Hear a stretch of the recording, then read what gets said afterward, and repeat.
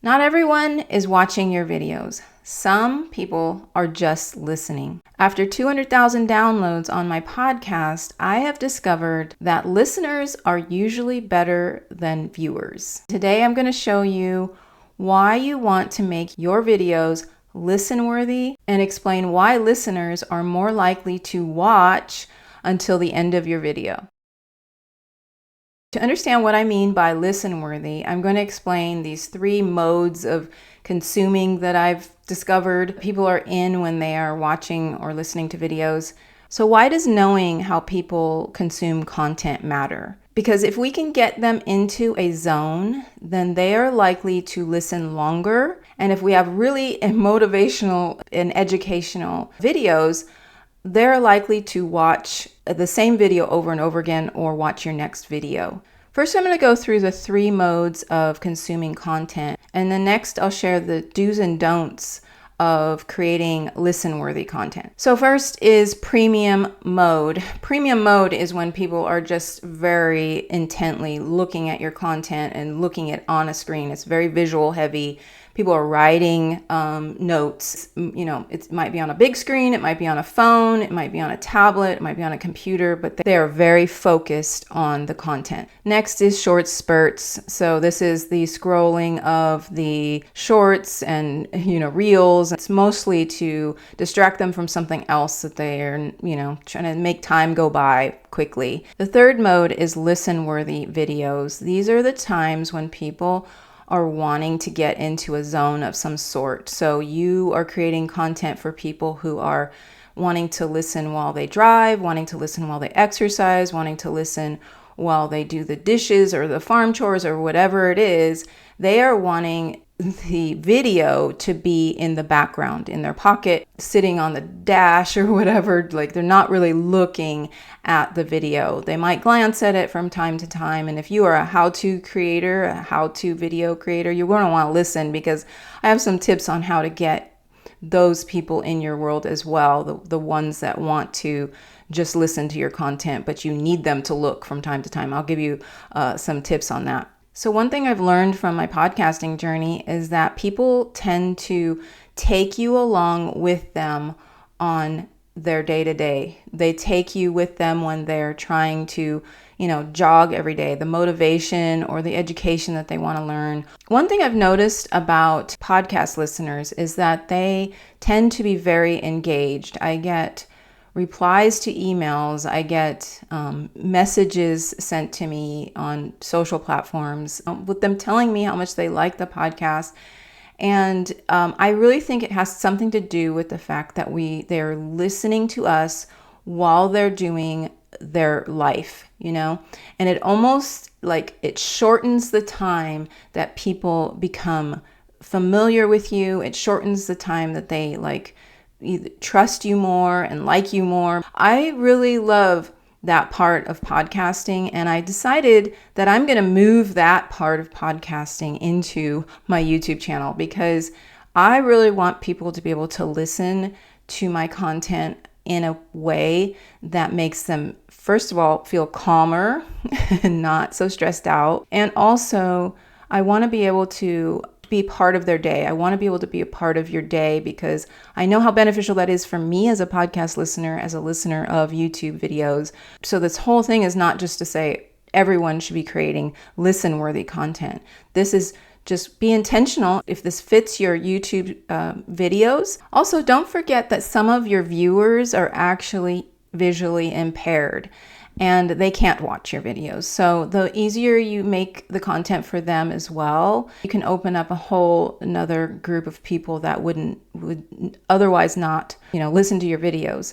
So if you make the experience really enjoyable for them, it'll be just awesome. And I have an example of this. If one of my podcast listeners is he's partially deaf and he's blind. His name is Kelvin, and he has his own channel, his own YouTube channel called DeafBlind Potter, if you want to check that out. He's very inspirational. If you want to be inspired, go watch his videos. And you also get to see him make some beautiful pottery while he's doing his videos. But I've learned from that experience, there are just a whole group of people that are actually just listening to your videos. So here's a do's and don'ts list of making listen-worthy content. We're going to the do's and then the don'ts. So number one is do sound natural and unscripted. This is just mainly a personal view on this. When I'm listening to someone who's very scripted, it is hard to get in any kind of mode with them, like any kind of zone, because it sounds too mechanical. And you really want to just sound like you are someone's friend coming along on your walk, on your jog, in the car. You want to have it sound like it's just another person in the room. I do have a script though, like I have a script. I did script out this video, but I'm using it more in a case of notes and not just reading it. So if you're able to, try to sound more natural when you are creating your content. Okay, the next one is do create your videos thinking about these people who are trying to get in the zone. They are trying to learn while they're doing something. They're trying to be inspired while they're doing something else. So think about what they could be doing and how your content can help them get to this zone. You know how it is. You've probably experienced it. So just think about how it is for you and what kind of content you listen to when you're trying to get into the zone. Now, if you are a how-to channel where you do need people to watch at least part of the time, you can do the same thing, because people like this are usually in the similar mode. Okay, they're similarly trying to just like do two things at once. And the way you can set yourself up is by cluing them in when it's very important time to watch, but also using descriptive words so they understand what is happening without watching. So if you're able to, for the most part, use descriptive words to help them understand what's happening visually, then when they need to watch, you say, it's probably a good time for you to watch the screen right now because I'm going to show you this important thing, or something like that. Think about the viewer as being a listener, and then you will be able to create content that helps these people as well. Another thing is, this is a personal preference, but I notice that when I consume podcasts, I like it when people are not talking extremely fast. So do slow down your speech when you are trying to get people in this mode, and leave some of the pauses and ums and quirks in your while you're editing, which I highly recommend you do edit. I think long, super uncomfortable pauses is too much. It just puts you in a different place. Just too many ums is a little bit distracting, especially if you say a lot like I do. So I'll take out some of them, but I also leave that more natural, I'm just talking to you as a friend type of conversation. And the way you edit can also, where you break up an or break up a word, it can affect it too. So get better at editing to where it sounds like you're just talking to the person the whole time. Even if you split a spot and it's like totally different section, or moved a section to another section of your editing, you can make it still sound like it's a continuous conversation. This also helps people to know that you're not AI, that you are a human. Though AI is getting really good at making content. Even recently I saw an ad where the AI is putting in ums and pauses on purpose to sound more human, right? So if they're going to do that, then how are we going to know ever when it's a human and not? And does it matter? I think it matters. I think it matters that we're learning from humans and not from AI. I mean, the AI has its place, I do use ChatGPT. I use some of the other ones. But as far as video and pretending to be human, I have a problem with that. Perfection is not the key. You just need to be more relatable and be more human. And so I recommend you leave those quirky sounds and things. And slowing down your speech will help them to be able to get into a rhythm.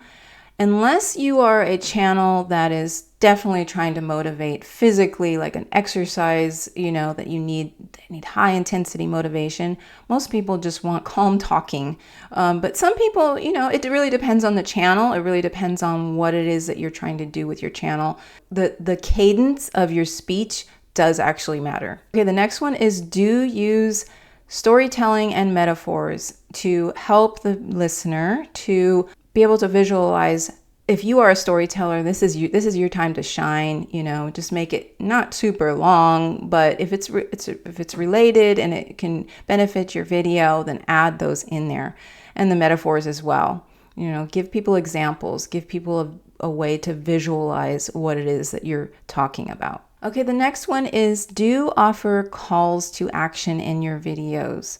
So that is calls to action or CTAs are helpful for people to stop them at some certain point and just remind them that if they're enjoying watching or listening to the content, that they need to make sure they subscribe or like. This may stop them from their zone for a few minutes, but it's an important part of video creation, and also you're helping your subscriber, you're helping your viewer, because if they're enjoying your content, they want to be reminded, oh yeah, I should stop and save this video, or I should stop and share this video. And speaking of that, if you do like this video, please do hit the like button. It will help YouTube to know that you are enjoying this content, and it'll feed you more content like it. Okay, now we're on to the don'ts. So if you want to get people into this listen-worthy video mode zone, you want to make sure that you're not over-editing and making it about the visuals. You want to have less visuals. When you make the video the focus and not your voice, you forget that there's this whole other dimension, right?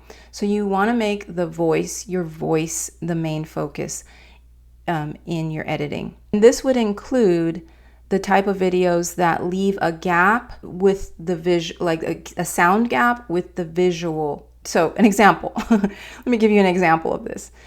Don't edit in a way where there's a pause because there's a visual on the screen. So if it's like you didn't say the word, but you showed the word, that kind of editing, that will not help the listener to be able to connect the dots because they can't see what's on the screen. So make sure that everything connects.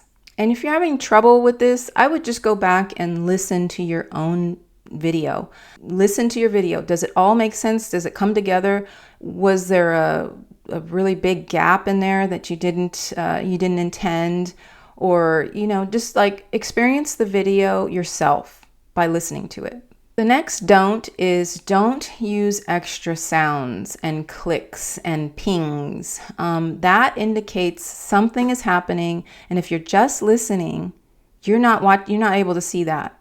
So what it could do two things. It could make people frustrated because they can't see and they don't know what's on the screen, or it'll make people stop and want to watch the screen, which will get them out of the zone. So if you're trying to get them into a zone, a cleaning zone, a driving zone, or whatever it is, they shouldn't be watching the video while they're driving anyway, but it'll make them want to watch. So if you put pings and dings and all these things that usually come with, this is the next thing that's happening. Typing is one of those common sounds that when there's something on the screen, they do the typing. Now, if you're trying to make sure that people are watching the screen, I get it. You want to do that.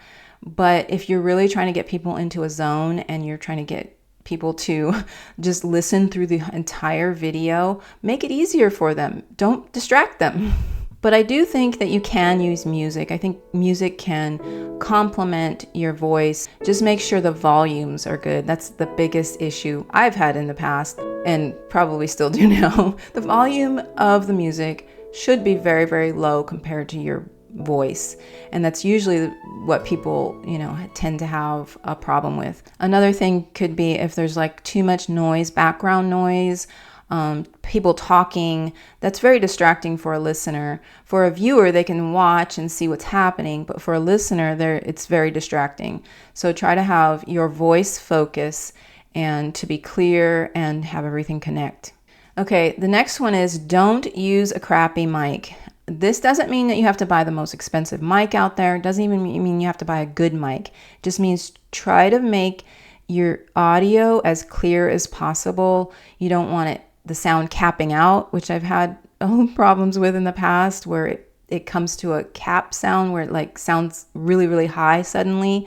There are softwares, editing softwares that can help you with that. But you want to make sure that the sound is good, that there's no wind blowing, because wind blowing sound while someone's talking is pretty frustrating to try to hear them. If it becomes where people are trying really hard to hear your content, that's an issue. So make sure that the sound is good. And this is true of any video, not just people who are, if you want to make videos that are listen worthy. So the next don't make your videos too short if you want listen worthy content. This is how podcast listeners tend to be, okay? When they go to look at the podcast episode, for one, there's usually never a podcast episode that's 5 minutes, unless it's just like a specialty podcast. Podcasts tend to be 20, 30, 40 hour, 2 hours, right? So when people are in this mode of wanting to listen to content, they want their time to be blocked out. So they look at the amount of minutes and they go, okay, I can listen to this while I'm doing this. So one of the ways something that I do, if I'm going driving, and I know I'm going to be 30 minutes, I will look at my podcast or a video and I'll say, okay, is this a 30-minute video? Because you don't want to try to have to switch videos or do things while you're driving, but you want to keep in the zone, right? Make your video as long as it needs to be. Don't try to stretch it out. But if you want to get into this mode, you need to at least have a 10-minute, this is just my opinion, 10 to 30 minutes is a good video length for this type of thing. So I do teach YouTube strategy on this channel, but what I really want you to learn is that YouTube and email can leverage your time and energy. I really want to encourage those who are serious about YouTube to understand that you can build a business while you're building your YouTube channel. It doesn't have to be the other way around. You don't have to build your channel and then create a business. You can build a business while you're building your YouTube channel. And why do you want to create a business? Because you own your business and you don't own your YouTube. YouTube is just a tool that should be helping you along your way. So I have a checklist that will help you on your first steps. If you are very new to email and creating an email list and selling to your email list, then this checklist is perfect for you. So I also include in there some email templates that you can use to get started on writing your email list as well. If you want to get my free resource, just click the link in the description. It will be the top link in the description. So click that and you'll get that free resource I have for you. I also have a video where I go over viewer habits and the 3 modes of consuming content. So if you'd like to watch that video, you can click on the screen now. Or for my listeners, you can come back to this video and it'll be also in the description.